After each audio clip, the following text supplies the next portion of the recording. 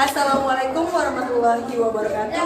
Perkenalkan, nama saya Pipi Sarah. Saya adalah guru di UPT SPM SD Negeri 101789 Marinal 1, Kecamatan Patumba, Kabupaten Deli Serdang, Provinsi Sumatera Utara.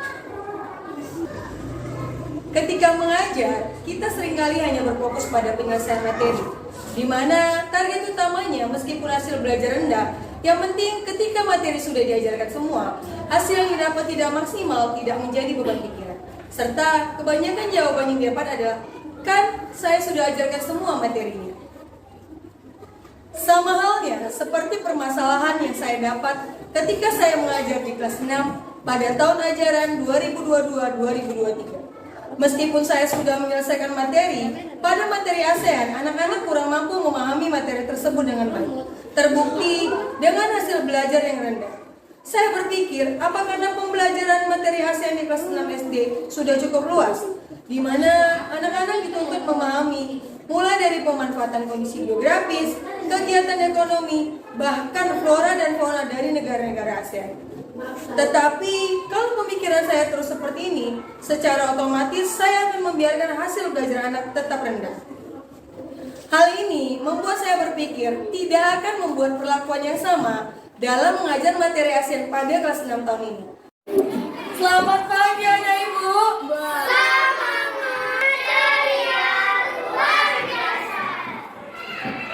Terkadang tidak semua murid dalam keadaan ceria pada saat datang sekolah.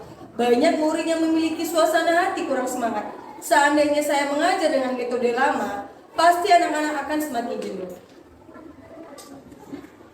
Jadi, upaya apa yang harus saya lakukan agar hasil belajar anak meningkat pada materi ASEAN? Beberapa hal yang saya lakukan adalah dengan melakukan refleksi diri. Saya merenungkan apa yang sudah baik dan belum baik dalam penggunaan metode pembelajaran yang saya pakai sebelumnya.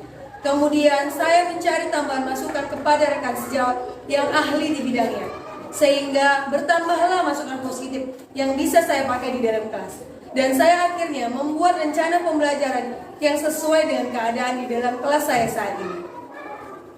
Untuk meningkatkan hasil belajar murid dalam memahami materi ASEAN, saya membuat lagu dengan nada yang lagi tren saat ini. Dengan bernyanyi, anak secara otomatis menghafal seluruh negara-negara ASEAN dengan baik.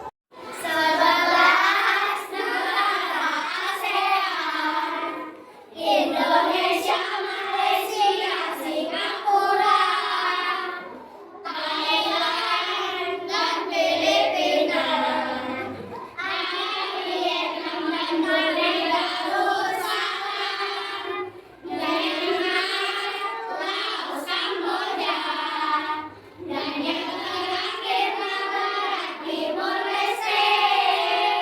Marilah kita menghafal 11 negara ASEAN.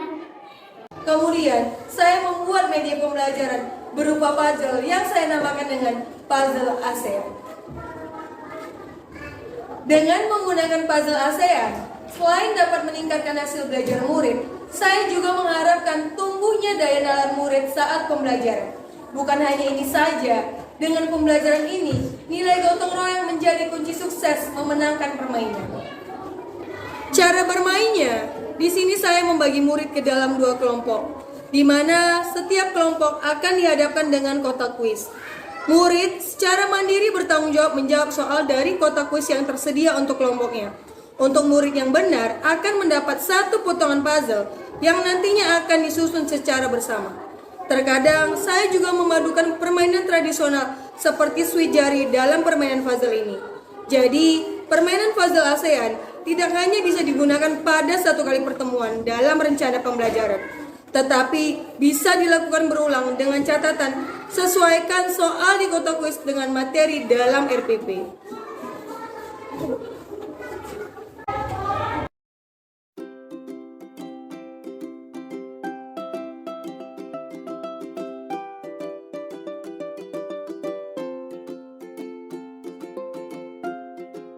Upaya terakhir yang saya lakukan dengan melakukan tanya jawab kepada murid.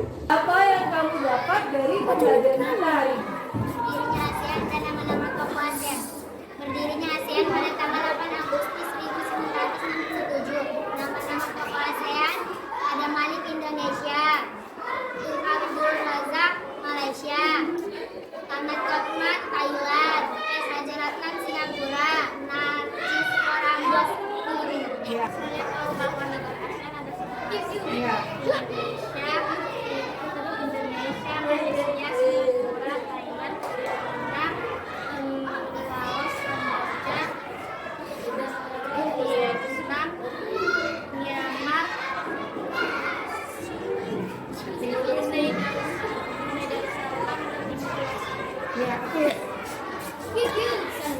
yang mendengarkan anggota negara Asia Tenggara yang diwakili oleh Indonesia, Malaysia, Singapura, Thailand, dan Ternyata terjadi perubahan yang sangat signifikan pada murid. Murid secara alami memahami keseluruhan materi ASEAN dengan baik. Dari sini, saya belajar banyak hal. Ternyata model pembelajaran yang sesuai membuat anak sangat aktif dalam belajar. Peningkatan bukan hanya pada hasil belajar murid, tetapi rasa percaya diri, mandiri, bernalar kritis, dan gotong royong terjadi pada diri murid. Dan yang paling utama, sebagai guru, kita tidak boleh malu untuk melakukan refleksi terhadap diri sendiri. Dan tidak malu bertanya kepada teman yang memang ahli di bidangnya. Buatlah rencana pembelajaran yang sesuai dengan kebutuhan murid, bukan sesuai dengan keinginan guru. Berikut adalah praktik baik yang saya lakukan. Semoga semua hal yang saya lakukan selain bermanfaat bagi saya, juga bermanfaat bagi orang lain. Saya ucapkan terima kasih. Wassalamualaikum warahmatullahi wabarakatuh.